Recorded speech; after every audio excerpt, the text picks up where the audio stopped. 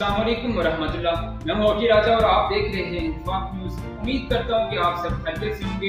آج ہم بات کریں گے آزاد کشمیر کے وزارت عظمیٰ کے عہدے پر فائز ہونے والے چودھری انوار الحق صاحب کہاں سے تعلیم حاصل کی، زندگی کیسے گزاری، لا کی ڈگری کہاں پہ حاصل کی، انگلینڈ کب گئے اور عملی طور پر سیاست میں کب قدم رکھا۔ تفصیلات جانیے ہمارے اس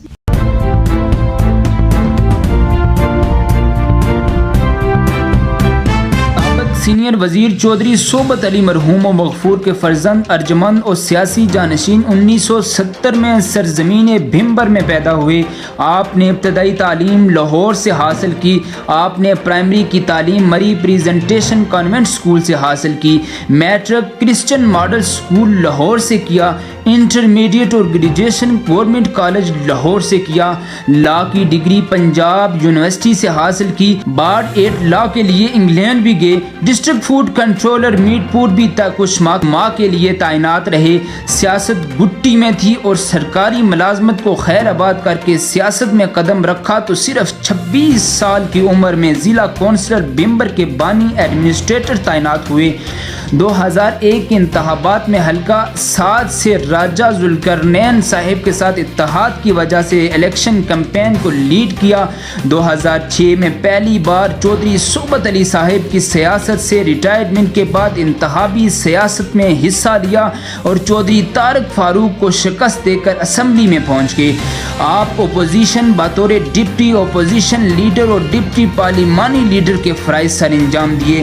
چودھری انوار الحق صاحب کی صلاحیتوں کا اعتراف اس وقت ہوا جب 2007 اور 2008 کے سالانہ بجٹ میں بعث میں حصہ لیتے ہوئے مسلسل 6 گھنٹے اسمبلی میں مدلل تقریر کی، سادہ لباس زیب تن کرنے اور ہمیشہ عاجز و انکساری کا دامن سمیٹے رکھا۔ 2009 میں عدم اعتماد کے بعد سردار یعقوب خان کی حکومت نے وزیر تعمیرات ہاؤسنگ کا قلمدان سنبھالا تو ریاست گیر محکمہ تعمیرات کے کرپشن کے گھوڑے کو لگام دی۔ 2010 میں چیئرمین پبلک اکاؤنٹ کمیٹی تعینات ہوئے تو چودھری انوار الحق صاحب جب اجلاس کی صدارت کرتے تو تمام محکموں کی ٹانگیں کانپتی تھی اور چودھری انوار الحق صاحب کرپشن اور ناانصافی کے خلاف ننگی تلوار ثابت ہوئے۔ 2010 کے آخر میں قسمت کی دیوی مہربان ہوئی تو آپ ریاست آزاد کشمیر کے تیسرے بڑے آئینی منصب اسپیکر قانون ساز اسمبلی منتخب ہوئے اور چودھری صاحب چونکہ آئین و قانون کے طالب علم ہونے کے ساتھ ساتھ رولز آف اسمبلی کا مطالبہ کر کے امتیاز تھا، اسمبلی کی کارروائی ایسے چلائی کہ بڑے بڑوں کو اپنی صلاحیتوں کا گرویدہ بنا دیا۔ دوران حکومت مسٹ یونیورسٹی کے قیام اور کیمپس کے قیام میں خصوصی کردار ادا کیا۔ اسمبلی رولز کے تحت بڑے سے بڑے اور درجہ چہارم کے ملازمین کو برابر کی مراعات و عزت سے نوازا۔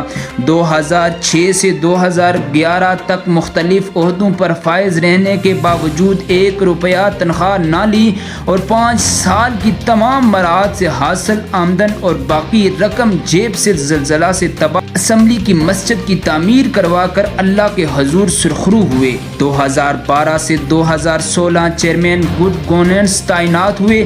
دین سے لگاؤ کے ساتھ ساتھ جناب چودھری انوار الحق صاحب والدہ کے بے حد لاڈلے تھے اور تابع فرمان تھے اور اپنی والدہ کو سب سے بڑا مرشد خانہ کہتے۔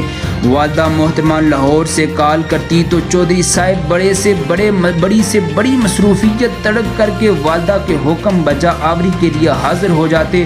اسی عرصہ کے دوران دین سے لگاؤ اور عشق مصطفیٰ سے سرشار چودھری انوار الحق نے اپنی ذاتی زمین راہ خدا میں ڈونیٹ کرتے ہوئے بھمبر میں اسٹیٹ آف دی مسجد انوار الحق کی بنیاد اور حق کے انٹرنیشنل ٹرسٹ کی بنیاد رکھی جو کہ آج تکمیل کے آخری مراحل میں ہے۔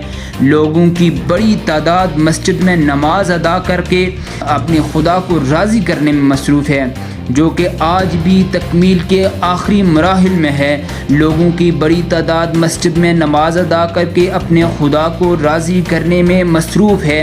کل نفس ذائقۃ الموت چودھری انوار الحق صاحب کا مرشد خانہ والدہ محترمہ کا انتقال ہوا تو ان کی قبر انور اپنے ڈیرے کے اندر اور مسجد کے ساتھ بنوائی۔